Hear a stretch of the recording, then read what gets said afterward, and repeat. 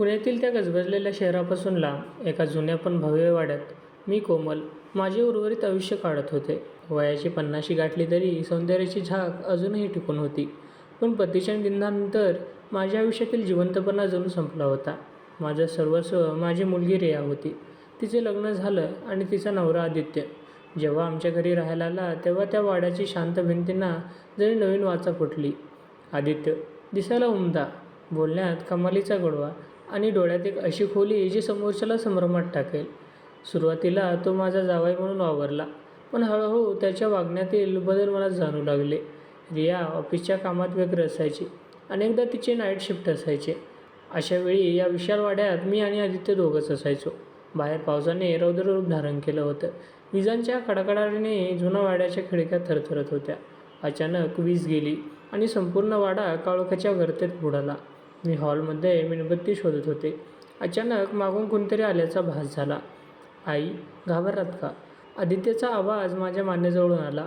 त्याचा गरम श्वासाने माझ्या मानेवर काटा आला.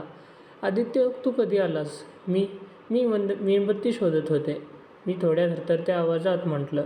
त्याने अंधारातच माझा हात धरला. तो स्पर्श साधा नव्हता. त्यात एक प्रकारची ओढ होती, एक हक्क होता. त्याने माझा हात सोडण्याऐवजी तो अधिक घट्ट धरला आणि मला स्वतःकडे वळवलं. अंधारात माणूस एकटा असला की त्याला आधाराची गरज भासते, नाही का? तो म्हणाला. मेणबत्ती पेटली आणि प्रकाशात मी त्याचे डोळे पाहिले. त्यात जावायचा आधार नव्हता, तर काहीतरी वेगळंच होतं. एक अशी ओढ जी समाजाच्या नजरेत पाप ठरली असती. मी चटकन हात झटकला आणि माझ्या खोलीत निघून गेले. पण माझं मन मात्र तिथेच थबकलं होतं. पुढच्या काही दिवसात आदित्यचं वागणं अधिकच धाडसी होत गेलं. तो आता माझ्यासाठी गजरे आणू लागला. कधीकधी तो माझ्या साडीच्या पदरावरून हात फिरवायचा, तर कधी माझ्या गळ्यातल्या दागिन्यांचं कौतुक करायचा. आई, ही साडी तुमच्यावर खूप खुलून दिसते. रियाला सांगत होतो मी की आई आजही विशीतल्या तरुणीला लाजवेल अशा दिसतात. हे ऐकायला गोड वाटत असलं तरी त्यामागे एक ऐतिहासिक छटा स्पष्टपणे जाणवत होती. एके दिवशी दुपारी रिया कामावर होती. मी गॅलरीत कपडे वाळत घालत होते. आदित्य मागून आला आणि त्याने माझे केस सावरले. खूप विस्कटलेले केस तुमचे, असं म्हणत त्याने आपल्या बोटांनी माझ्या मानेला स्पर्श केला. त्याचवेळी शेजारच्या जोशी काकू खिडकीतून पाहत होत्या. त्यांच्या नजरेतील ती घृणा आणि तिरस्कार मी स्पष्ट वाचू शकत होते. पण आदित्यला कशाचीच भीती नव्हती. उलट त्याने तिथेच माझं डोकं आपल्या खांद्यावर ठेवलं. लोक काय म्हणतील याचा विचार तुम्ही का करताय? आपण जे करतोय ते आपल्या दोघांना माहीत आहे. तो माझ्या कानात कुजबुजला. मला आता भीती वाटू लागली होती. मी रियाला याबद्दल सांगण्याचा विचार केला. पण जेव्हा जेव्हा मी तिच्याशी बोलायला जायचे तेव्हा रिया आदित्यच्या बाजूने बोलायची. आई, आदित्य किती मॉडर्न विचाराचा आहे. तो तुला मैत्रिणीसारखा वागवतोय आणि तू काय विचार करतेस? तू खरंच खूप जुन्या विचारांची आहेस. रियाच्या त्या शब्दांनी मला हतबल केलं. पण रात्रीच्या वेळी जेव्हा आदित्य माझ्या खोलीच्या दारावर हळूच टकटक करायचा तेव्हा माझ्या मनाची शंकेची पाल चुकचुकली. हा जावई आणि सासू यांच्यातील आधार होता की एक निःशब्द ओढीकडे नेणारा रस्ता? समाजाच्या नजरेत आता चर्चेचा विषय झाला होता. सोसायटीच्या व्हॉट्सअप ग्रुपवर कुजबूज सुरू झाली होती. तरुण जावई आणि त्याची सुंदर सासू यांच्यातील वाढती जवळीक आता कोणापासून लपून राहिली नव्हती. मी आरशासमोर उभे राहून स्वतःलाच विचारू लागले, कोमल, तू नक्की कोण आहेस? एक सन्माननीय विधवा की आपल्या जावयाच्या मोहात अडकलेली एक अबला स्त्री? दिवस मागे पुढे सरकत होते, पण वाड्यातलं वातावरण आता पूर्वीसारखं राहिलं नव्हतं. आदित्यचं माझ्याशी वागणं आता मर्यादा ओलांडू लागलं होतं. मग धक्कादायक गोष्ट म्हणजे मलाही त्या एका वेगळाच आधार वाटू लागला होता. रिया बहुतेक वेळा ऑफिसच्या दौऱ्यावर असायची आणि तेव्हा ती घरी असायची तेव्हा ती स्वतःच्या जगात हरवलेली असायची. तिला आमच्यात काय चाललंय याची जणू काही फिकीरच नव्हती. एके दिवशी सकाळी आदित्यने मला सांगितलं, आई, आज आपण लोणावळ्याला जाऊया. खूप दिवसापासून तुम्ही घराबाहेर पडला नाही आहात. रियाला मी विचारलंय. ती म्हणाली तिला काम आहे. सुरुवातीला मी नकार दिला, पण आदित्यने हट्टच धरला. आम्ही गाडीतून निघालो. पावसाळी हवा, धुके आणि आदित्यने गाडीत लावलेली जुनी ती रोमॅन्टिक गाणी, सगळं कसं स्वप्नवत होतं. वाटेत त्याने एका ठिकाणी गाडी थांबवली. समोर अथांग दरी होती. आई, इकडे बघा, असं म्हणत त्याने आपला हात माझ्या कमरेभोवती टाकला. माझं काळीज जोरात धडधडू लागलं. आदित्य, हे चुकीचं आहे. कुणी बघेल, मी साचरत म्हणाले. आई, जगातल्या लोकांचं सोडा. तुम्हाला स्वतःला काय वाटतं ते सांगा. तुम्हाला हा स्पर्श नकोसा आहे का? त्याने माझ्या डोळ्यात बघत विचारलं. त्याच्या त्या प्रश्नाचं उत्तर माझ्याकडे नव्हतं. समाजाने मला विधवा म्हणून एका चौकटीत बसवलं होतं, पण आदित्य मला एका स्त्रीचा मान देत होता. त्या क्षणी मला वाटलं, कदाचित हेच ते सुख आहे जे मला आजवर मिळालं नव्हतं. आम्ही तिथे तासनतास बोलत बसलो. त्याने माझे हात आपल्या हातात घेतले होते आणि मीही ते झटकले नाहीत. आम्ही जेव्हा संध्याकाळी परतलो, तेव्हा सोसायटीच्या गेटवर काही बायका उभ्या होत्या. आम्हाला एकत्र आनंदी पाहताच त्यांच्या नजरेतील विषारी धार मी अनुभवली. दुसऱ्या दिवशी मी जेव्हा मंदिरात गेले, तेव्हा नेहमीपेक्षा माझ्याशी हसून बोलणाऱ्या जोशी काकू, कुलकर्णी काकू बाजूला सरकल्या. काय गो कोमल, आजकाल जावईबापूंशी खूपच गट्टी जमली तुझी. लोणावळ्याला वगैरे फिरायला जात आहेत म्हणे. जोशी काकूंनी कुत्सितपणे विचारलं. काकू, तो माझा मुलगा आहे. मी उत्तर द्यायचा प्रयत्न केला. मुलगा? अगं बाई, रक्ताचं नातं असलं की नात्याला वेगळे अर्थ प्राप्त होतात. लोकांच्या तोंडाला आवार घालता येत नाही, पण स्वतःच्या वागण्याला तर घालता येतो ना. कुलकर्णी काकूंचा तो टोमणा माझ्या जिव्हारी लागला. मी रडत घरी आले. आदित्य हॉलमध्येच बसला होता. त्याने मला रडताना पाहिलं आणि तो धावत जवळ आला. त्याने मला मिठीत घेतलं आणि माझं डोकं दाबलं. आई, शांत व्हा. या लोकांच्या नजरेत घाण आहे. त्यांना आपण काय आहोत हे सिद्ध करण्याची गरज नाही, तो मला सावरत म्हणाला. त्या रात्री आदित्यने माझ्या खोलीचा दरवाजा ठोठावला. तो आत आला आणि माझ्या शेजारी बेडवर बसला. आई, आजपासून तुम्ही तुमची खोली कधीच आतून बंद करायची नाही. तुम्हाला भीती वाटली तर मी आहे ना. त्याच्या त्या वाक्याने माझ्या मनात भीतीची एक लहर धावून गेली, पण त्याचवेळी एक अनामिक ओढही जाणवली. तो माझ्या इतक्या जवळ होता की मला त्याच्या श्वासाचा सुगंध येत होता. त्याने हळूच माझा हात हातात घेतला आणि त्यावर एक छोटासा स्पर्श केला. सर्वात विचित्र गोष्ट म्हणजे रियाचं वागणं. ती अनेकदा आम्हाला अशा स्थितीत पाहायची, पण ती काहीच बोलायची नाही.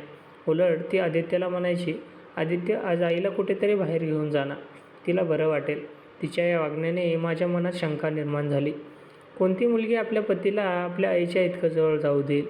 हे तिचं प्रेम होतं की यामागे काहीतरी भयंकर कारस्थान झिजत होतं? एके रात्री मी गुपचूप हॉलमध्ये आले. तेव्हा आदित्य आणि रिया काहीतरी कागदपत्र पाहत होते. रिया काम फते झालंय. आता फक्त तिची सही बाकी आहे. एकदा काय सही झाली की सगळं आपलं. आदित्यचा तो आवाज आता प्रेमळ नव्हता, तर त्यात एक हिंसकपणा होता. हो, पण ती सही इतकी सहजासहजी करणार नाही. तिला अजून थोडं भावनिक जाळ्यात अडकावं लागेल. रिया हसून म्हणाली. माझ्या पायाखालची जमीन सरकली. जे प्रेम, जी ओढ मी खरी मानत होते, ते केवळ एक नाटक होतं. आदित्यने माझ्याशी केलेलं ते रोमॅन्टिक वागणं, तो स्पर्श, तो लोणावळ्याला सफर, हे सगळं केवळ मला एक आशा नैतिक जाळ्यात अडकवण्यासाठी होतं, जिथे मी मान खाली घालून त्यांनी सांगितलेल्या कागदावर सही करेन. रात्री हॉलमध्ये आदित्य आणि रियाचं ते बोलणं ऐकलं आणि माझ्या अंगावर काटा आला. ज्या मुलीला 9 महिने पोटात वाढवलं आणि ज्या जावयाला मी मुलाचा मान दिला, ते दोघं मिळून माझ्याशी विनाशाचा सापळा रचत होते. माझ्या मनातलं अनैतिकतेचं प्रेमाचं वादळ एका क्षणात शांत झालं आणि तिथे जागा घेतली ती एका पेटलेल्या ज्वालामुखीने.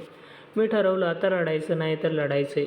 दुसऱ्या दिवशी सकाळी मी जेव्हा नाश्त्याच्या टेबलावर आले, तेव्हा माझ्या चेहऱ्यावर एक वेगळंच तेज होतं. मी मुद्दाम थोडी जास्त नटले होते. केसात गजरा माळला होता. आदित्यने माझ्याकडे पाहिलं आणि त्याच्या डोळ्यात तीच लबाडीची चमक दिसली. आई, आज काय विशेष? खूपच प्रसन्न दिसताय, आदित्यने माझा हात पकडत विचारलं. मी त्याला झटकलं नाही. उलट त्याच्या डोळ्यात डोळे घालून हसले. आदित्य, काल लोणावळ्याला गेल्यापासून मला जाणवले की आयुष्य खूप छोटं आहे. जे सुख मिळतंय ते उपभोगून घ्यावं. रिया, तुला काही हरकत नाही ना जर मी आणि आदित्य थोडा जास्त वेळ एकत्र घालवला तर? रिया थोडी दचकली, पण तिने स्वतःला सावरलं. छे ग आई, मला कशाला हरकत असेल? तुझं सुख तेच माझं सुख. तिच्या त्या खोट्या बोलण्याने मला तिची कीव आली. पुढचे 2-3 दिवस मी आदित्यला पूर्णपणे माझ्या कह्यात ठेवलं. तो मला भावनिक जाळ्यात ओढायला बघत होता, पण मी त्याला माझ्या विश्वासाच्या जाळ्यात अडकवत होते. मी मुद्दाम त्याच्यासमोर अशा गप्पा मारल्या की आदित्य, मला वाटतंय की ही सगळी संपत्ती आता तुझ्याच नावे करावी, कारण रियापेक्षा मला तुझ्यावर जास्त विश्वास आहे. हे ऐकल्यावर आदित्यचा आनंद गगनात मावेनासा झाला. त्याने माझ्या खांद्यावर डोकं ठेवून म्हटलं, आई, तुम्ही किती महान आहात. मी तुमची ही सेवा कधीच विसरणार नाही. त्याच्या त्या स्पर्शाने मला आता किळस येत होती, पण मी नाटक करू ठेवलं. बाहेर समाजात आमची बदनामी टोकाला पोहोचली होती. सोसायटीच्या लोकांनी तर माझ्याशी बोलणं सोडून दिलं होतं. एके दिवशी मी सोसायटीच्या मीटिंगला मुद्दाम आदित्यचा हात धरून गेले. तिथल्या बायकांनी आणि पुरुषांनी माझ्याकडे ज्या नजरेने पाहिलं त्याने कुणाचंही काळीज फाटलं असतं, पण मी मान खाली घातली नाही.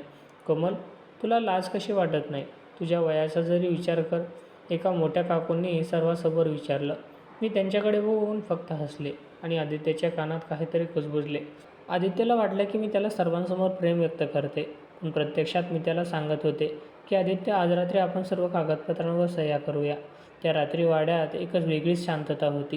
रियाने मुद्दाम बाहेर जाण्याचं नाटक केलं, जेणेकरून मी आणि आदित्य एकटे असू आणि तो माझ्याकडून सह्या करून घेईल. आदित्य एका फाईलसह माझ्या खोलीत आला. आई, हे घ्या ते कागदपत्रे. तुम्ही म्हणाला होतात ना की सगळ्या माझ्या नावे करायचे. त्याच्या आवाजातली ती हाव स्पष्ट दिसत होती. मी फाईल हातात घेतली. आदित्य, सह्या तर मी नक्कीच करेन, पण त्याआधी मला एक गोष्ट सांग. तू खरोखरच माझ्यावर प्रेम करतोस की या कागदांवर?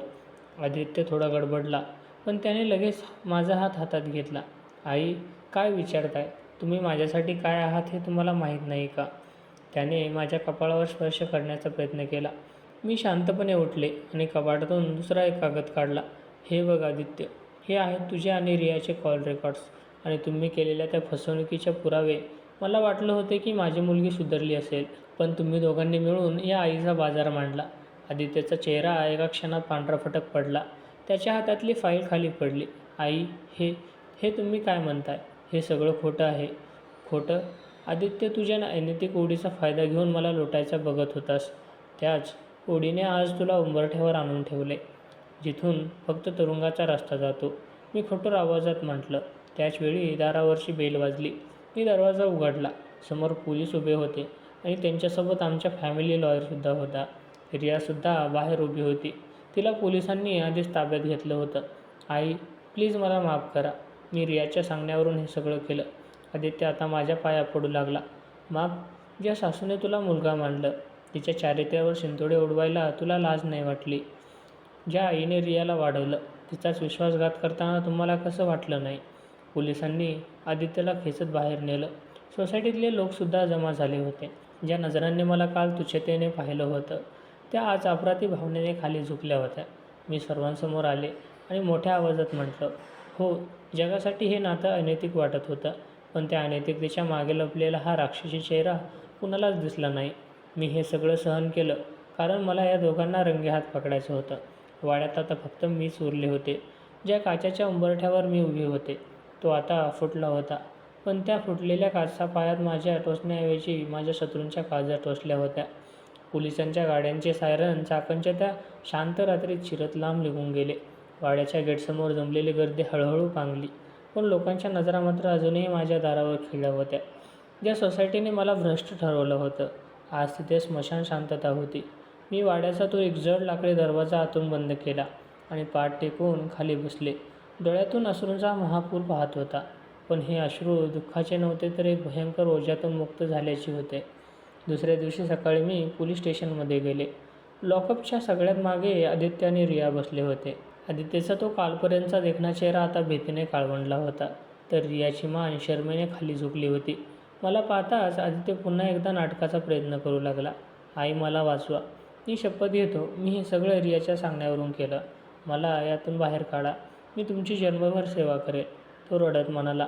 मी त्याच्याकडे पाहिलं आणि मला स्वतःचीच कीव आली की मी या माणसाच्या स्पर्शाला ऊब समजत होते. आदित्य, ज्या स्पर्शात व्यवहार असतो ना, त्या स्पर्शाची सेवा म्हणत नाहीत. तू माझ्या सासू असण्याचा फायदा नाही घेतलास, तर तू एका स्त्रीच्या एकटेपणाचा बाजार मांडला आहेस. तुझी जागा इथेच आहे. मग मी रियाकडे वळले. ती काहीच बोलत नव्हती. रिया, 9 महिने तुला पोटात वाढवलं आणि 25 वर्ष तुला काळजात जपलं, पण या वाड्याच्या भिंती तुला माझ्यापेक्षा जास्त प्रिय वाटल्या. तू माझ्यावर एकदा तरी विश्वास टाकला असतास, तर हे सगळं मी तुला असंच देऊन टाकलं असतं. पण तुला हे मिळवायचं होतं, मागायचं नव्हतं. रियाने फक्त एकदा मान वर केली. तिच्या डोळ्यात पश्चाताप नव्हता, तर पकडले गेलेचा राग होता. आई, तू नेहमी आदर्श असण्याचं नाटक केलंस. मला माझं स्वतःचं स्वतंत्र आयुष्य हवं होतं आणि त्यासाठी पैसा हवा होता. तिचे हे शब्द ऐकल्यानंतर माझ्यातली आई कायमची मेली. मी तिथून बाहेर पडले आणि ठरवलं की आता या नात्याच्या विळख्यातून पुन्हा अडकायचं नाही. मी वाड्यावर परतले तेव्हा जोशी काकू आणि इतर काही स्त्रिया माझ्या दारात उभ्या होत्या. त्यांना कदाचित माफी मागायची होती. कोमल, आम्हाला माफ कर ग. आम्ही खूप चुकीचं बोललो तुझ्याबद्दल. आम्हाला वाटलं की खरंच तुमचं काहीतरी. जोशी काकू अडखळत म्हणाल्या.